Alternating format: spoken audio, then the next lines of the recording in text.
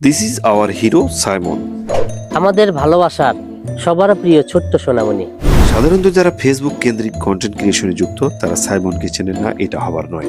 Simon একটি ছোট্ট প্রতিভার নাম। কোনো এক ভুল ডাক্তারের সাজেশনের কারণে আমাদের ক্ষুদে স্টারের ভবিষ্যৎ আজ অন্ধকার প্রায়।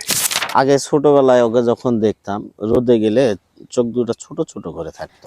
ডাক্তার বলল তেমন কিছু না, বড় হলে বয়সের সাথে সাথে ঠিক হয়ে যাবে। আমরাও স্বাভাবিকভাবে ভেবে নিয়েছিলাম। আর এখন যখন জানলাম তার অনেক আগেই সর্বনাশটি হয়ে গেছে। আমার ডান চোখ 90% ড্যামেজ, একটা চোখ এই বাম চোখ 70% ড্যামেজ। আমরা ইন্ডিয়া যাব।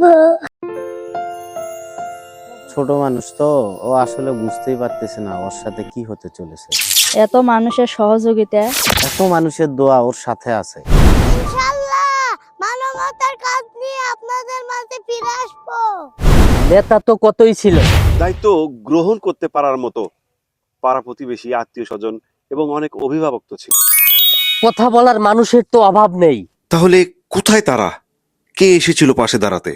উন্নত চিকিৎসার অনুদান তোলার প্রথম চিন্তার বীজ বপন করলেন তামিম মিডিয়া। ঠিক তার দুদিন যেতে না যেতেই এক হার না মানা টকবগে তরুণ সৃষ্টিকর্তার হুকুমে সাইমনের পাশে এসে দাঁড়ালেন।